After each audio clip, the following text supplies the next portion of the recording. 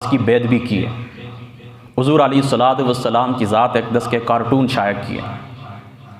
तो हम एक इस्लामी मुल्क हैं, हम एक इस्लामी मुल्क हैं, कलमा तय्यबा के नाम के ऊपर ये मुल्क बनाए, ला इलाहा इल्लल्लाह मुहम्मदुर रसूलुल्लाह के नाम पर ये मुल्क बनाए। तो हमारा हक ये बनता था कि सरकारी सतह के ऊपर उसका जवाब दिया जाता। लेकिन हमारा जो निज़ाम है वो निज़ाम है ज़ालिमाना, वो निज़ाम है मुतकब्बिराना। तो इस निज़ाम के अंदर कभी भी खैर की उम्मीद नहीं रही। हम मजबूर लोग हैं, हम आजिज़ लोग हैं, हम लाचार लोग हैं, हमारे हाथ बंधे हुए हैं, हम आलमी साम्राज्य निज़ाम के अंदर जकड़े हुए हैं। तो हमारे अंदर ये ताकत नहीं थी कि हम उनका जवाब देते।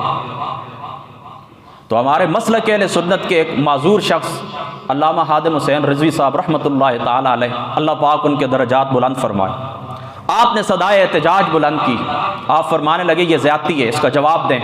और यहाँ से जो एम्बेसडर है, जो सफ़ीर है, सफारतकार है, जो उनको यहाँ से निकाला जाए। तो ये एहतजाज लेकर वो इस्लामाबाद आए।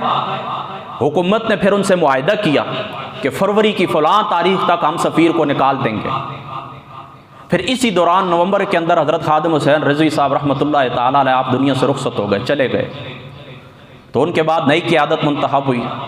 अब उन्होंने फिर किस तरह किया कि जब टाइम मुकम्मल हुआ, इनके पास दोबारा आए, तो इन्होंने कहा कि हम इस तरह करेंगे कि 20 अप्रैल तक हम आपके साथ वादा पूरा करेंगे। ये जो आपका मामला है इसको पार्लियामेंट के अंदर लेकर जाएंगे, कानून बनाएंगे और ये मामला ख़त्म करेंगे, सफ़ीर को निकाला जाएगा। अब जब टाइम मुकम्मल होने की बारी आई तो देखें आका अलैहिस्सलातु वस्सलाम की ज़ात अक़दस का ये फरमान है। हुज़ूर अलैहिस्सलातु वस्सलाम ने फरमाया कि जो बंदा मुनाफिक होता है, मुनाफिक आदमी का कोई ऐद नहीं होता, मुनाफिक आदमी का कोई वादा नहीं होता। ये मुनाफिक आदमी की निशानी है कि जब वादा करे तो उस वादे को पूरा ना करे। तो इन्होंने मुनाफिकत से काम लिया, वादा पूरा ना किया। चाहिए तो ये था कि वादा पूरा करते, लेकिन किया क्या कि उनके साहबजादे को गिरफ्तार कर लिया। जब उनके साहबजादे को गिरफ्तार कर लिया तो जाहिर सी बात है कि अब क्या होना था, अब उसका रद्द अमल होना था।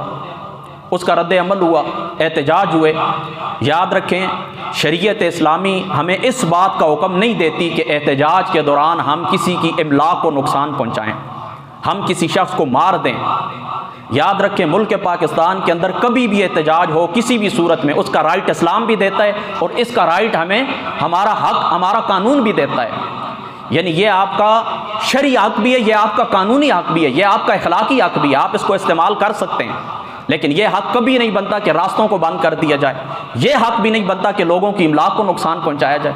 आज मुल्क पाकिस्तान के अंदर जो नुकसान हुआ है, अल्लामा रिज़वी साहब के जो कारकुन ने वो शहीद हुए हैं, वो भी हमारा नुकसान है। पुलिस वाले शहीद हुए हैं, वो भी हमारा नुकसान है।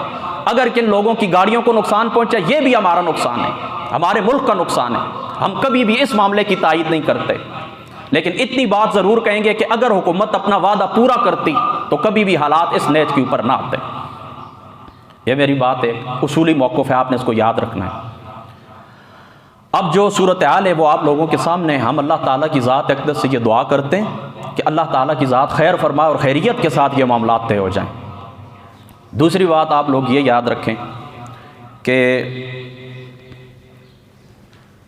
हम लोग कमज़ोर लोग हैं। कभी भी याद रखें, उस वक्त तक ये मामलात हमेशा, यानी अभी देखें अगर सफ़ीर को निकाल दिया जाए, सफ़ीर चला जाए, सारे सफ़ीर निकल जाएं, यानी जो बाकी यूरोपियन यूनियन के जो 27 ममालिक है वो भी चले जाएं, हमारी मईशत का बेड़ा तबाह हो जाएगा। वो लोग निकल जाएंगे, वहाँ पर तकरीबन 22 लाख पाकिस्तानी बसते हैं यूरोपियन ममालिक के अंदर, वो सबको वापस कर देंगे। क्या होगा? हमारे मुल्क के अंदर मज़ीद बेरोज़गारी आएगी। तो हम हर तरफ से जकड़े हुए हैं। तो मामला इस तरह होना चाहिए कि ये बात कभी पूरी ज़िंदगी के अंदर ना हो, यानी आज गुस्ताखी ख़त्म हो फिर क़यामत तक ख़त्म होनी चाहिए। तो ये किस तरह होगा? ये इस तरह होगा कि आलमी जो इदारा इंसाफ है, आलमी जो अदालत है, उसके अंदर केस ले जाया जाए और वहाँ पर केस लड़ जाए, हमारा एक मुस्तनद वकील हो। और अल्लामा डॉक्टर ताहिरुल क़ादरी साहब ने यह पेशकश की है कि मैं ये केस लड़ूंगा। तो जब ये केस लड़ा जाए, वहाँ से फैसला लिया जाए, फिर क़यामत की सुबह तक कभी भी याद रखें कोई शख्स बेअदबी नहीं कर सकेगा।